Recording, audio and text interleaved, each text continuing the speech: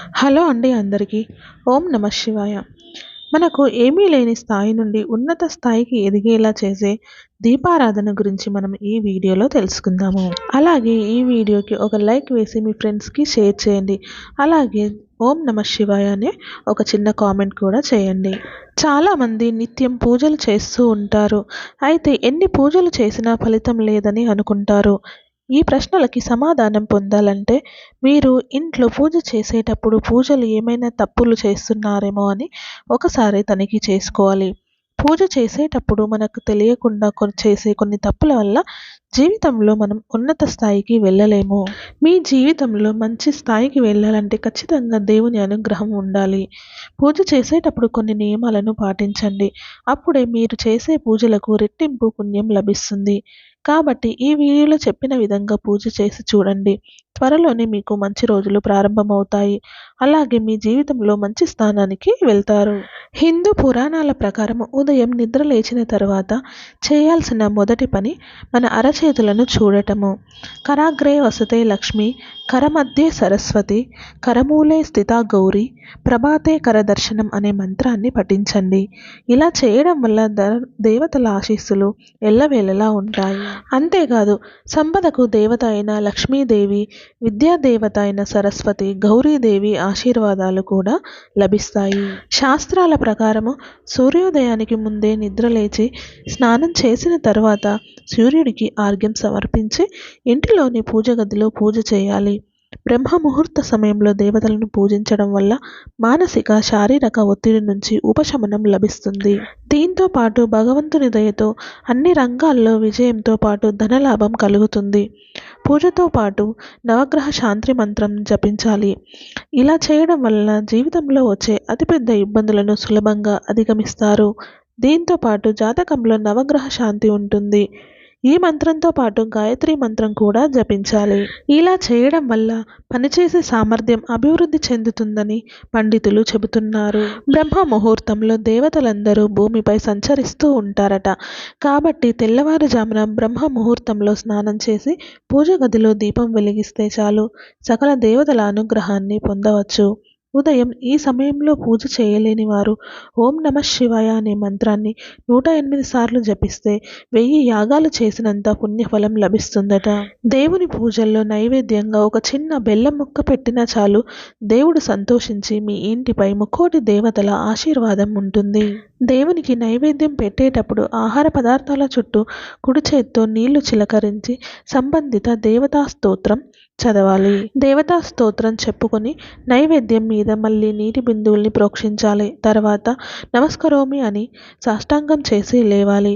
దేవునికి నైవేద్యం పెట్టిన తర్వాత 5 నిమిషాలు అలాగే వదిలేసి పూజ గది నుంచి వచ్చేయాలి. 5 నిమిషాల తర్వాత లోపలికి వెళ్ళి మళ్ళీ దేవుడికి నమస్కారం చేసుకొని ఆహార పదార్థాలని బయటికి తీసుకురావాలి. ఇలా చేస్తే ఆ దేవుడి చల్లని చూపు మీపై ఉంటుంది.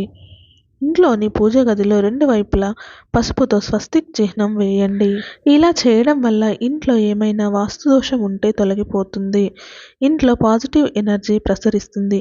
లక్ష్మీదేవి కటాక్షం ప్రాప్తిస్తుంది. ఇంట్లో పూజ చేసిన తర్వాత దేవుని ముందు మీ కోరిక కోరుకుని గంట కొడితే మీరు కోరుకున్న కోరిక నేరుగా దేవుడి దగ్గరకు చేరుతుందని శాస్త్రం చెబుతోంది. అలాగే పూజ పూర్తయిన తర్వాత ఇంట్లో ధూపం వేయాలి.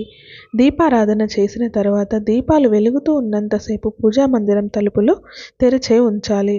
పూజ గదిలో లక్ష్మీ అమ్మవారి విగ్రహం లేదా పటం దగ్గర గవ్వలను పెట్టి పూజించాలి.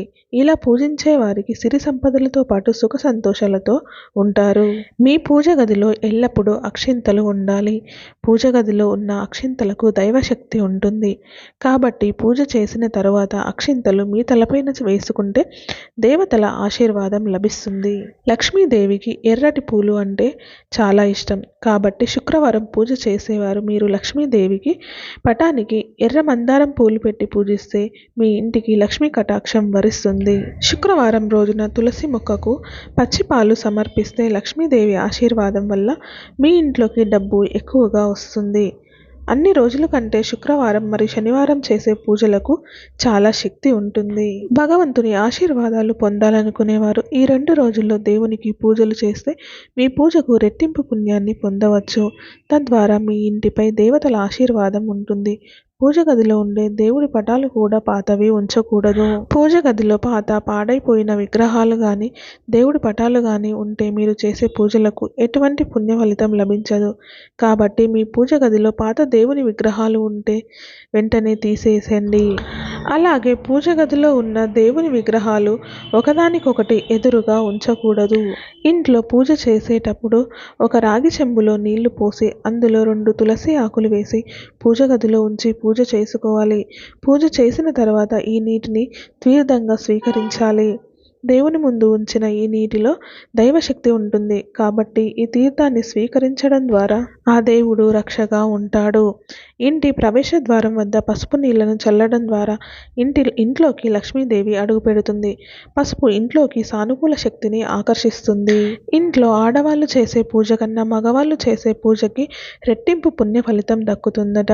స్త్రీలు చేసే పూజలకి కేవలం తన సంతానానికి మాత్రమే పుణ్యం వర్తిస్తుందట.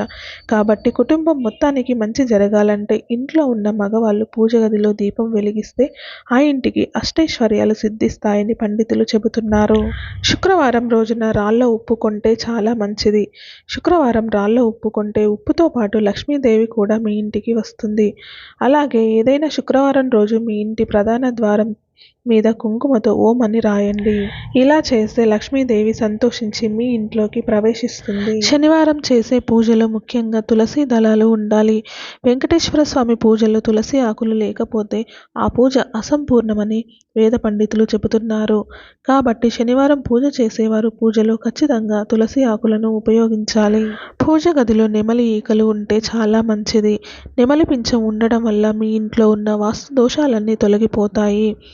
దీపం ఎన్ని వత్తులతో వెలిగిస్తే ఎటువంటి ఫలితాలు కలుగుతాయో ఇప్పుడు మనం తెలుసుకుందాం. దీపం 2 వత్తులతో వెలిగిస్తే కుటుంబం మొత్తం సుఖ సంతోషాలతో ఉంటారు. దీపం 3 వత్తులతో వెలిగిస్తే అష్టైశ్వర్యాలు కలుగుతాయి. దీపం 5 వత్తులతో వెలిగిస్తే ధనప్రాప్తి, ఆరోగ్యం, అభివృద్ధి కలుగుతాయి. దీపం 9 వత్తులతో వెలిగిస్తే కీర్తి ప్రతిష్టలు లభిస్తాయని ఆధ్యాత్మిక గ్రంథాలు చెబుతున్నాయి. తూర్పు ముఖంగా దీపం వెలిగిస్తే గ్రహ దోషాలు, కష్టాలు తొలగిపోయి సంతోషంగా ఉంటారు. పడమటి వైపు దీపం వెలిగిస్తే రుణ బాధలు, శని గ్రహ దోష నివారణ కలుగుతుంది. అదే ఉత్తర దిశగా దీపం వెలిగిస్తే సిరి సంపదలు, విద్య, వివాహం లాంటివి సిద్ధిస్తాయి. అలాగే దక్షిణం వైపు దీపారాధన చేయరాదు. దక్షిణ ముఖంగా దీపం వెలిగిస్తే అపశకునాలు, కష్టాలు, దుఃఖము, బాధ కలుగుతాయి. దీపారాధనకు తామరకాడతో చేసిన వత్తులు వెలిగిస్తే పూర్వజన్మ పాపాలు తొలగిపోయి సంతోషంగా జీవిస్తారు. తెల్లటి కొత్త వస్త్రం మీద పన్నీరు చల్లి ఎండలో ఆరబెట్టి తర్వాత ఆ వస్త్రాన్ని వత్తులుగా చేసి దీపారాధన చేసిన శుభ ఫలితాలు పొందవచ్చు. అలాగే జిల్లేడు కాయ నుంచి వచ్చిన దూదితో దీపం చేసి వెలిగిస్తే ఈతి బాధలు తొలగించుటకు మంచిది. నువ్వుల నూనెతో దీపారాధన చేస్తే ఇంట్లో ఉన్న దుష్ట శక్తులు బయటకి వెళ్ళిపోతాయి. ఆముదంతో దీపారాధన చేస్తే కుటుంబంలో ఎటువంటి కలహాలు లేకుండా ఉంటాయి. పూజ గదిలో శంఖాన్ని ఉంచి పూజిస్తే సకల దేవతల ఆశీర్వాదం లభిస్తుంది. పూజలో ఉపయోగించిన పూలను మర్నాడు ఉదయం తప్పనిసరిగా తీసేయాలి. మల్లె పువ్వులతో దేవుడిని పూజిస్తే మీకున్న ఆరోగ్య సమస్యలన్నీ తొలగిపోయి మంచి ఆరోగ్యం ప్రాప్తిస్తుంది. గన్నేరు పూలతో పూజిస్తే మీ వ్యాపారంలో అధిక లాభాలు వస్తాయి. అలాగే ప్రతి ఆదివారం రోజున సూర్యదేవునికి ఆర్ఘ్యం సమర్పిస్తే చాలా మంచిది. తద్వారా మీ జాతకంలో సూర్యుడు బలపడతాడు. మన జాతకంలో సూర్యుడు బలంగా ఉంటే జీవితంలో ఎటువంటి సమస్యలు ఉండవు. ప్రతిరోజు ఆర్ఘ్యం సమర్పిస్తే ఇంకా చాలా మంచిది. ఎవరైతే డబ్బు సమస్యలతో బాధపడుతున్నారో, వ్యాపారాలలో నష్టం కలుగుతుందో అటువంటి వారు ఒక గాజు గిన్నెలో బియ్యం పోసి పసుపు, కుంకుమలు వేసి పూజ గదిలో పెట్టుకోండి. ఇలా చేస్తే మీ ఇంటికి ధన ప్రవాహం కలుగుతుంది. శనివారం రోజు నెలలో ఒకసారైనా సరే ఏదైనా దేవాలయానికి వెళ్ళి అక్కడ ఉన్న రావి చెట్టు కింద దీపం వెలిగించి రావి చెట్టుకు 3 ప్రదక్షిణలు చేయండి. రావి చెట్టుకు నమస్కారం చేస్తే ముక్కోటి దేవతల ఆశీర్వాదం అనేది లభిస్తుంది. ఇంట్లో నల్ల చీమలు కనిపిస్తే వాటికి పంచదారను వేయండి. ఇలా చేయడం వల్ల మీరు చేసే పనులకు వచ్చే ఆటంకాలు తొలగిపోతాయి. ఈ వీడియో కనుక మీకు నచ్చినట్లయితే ప్లీజ్ లైక్ చేయండి, షేర్ చేయండి. ఇలాంటి మరిన్ని వీడియోల కోసం మన ఛానల్ని సబ్స్క్రైబ్ చేసుకోండి. అలాగే వీడియో కనుక మీకు నచ్చినట్లయితే ఒక చిన్న కామెంట్ అయితే చేయండి.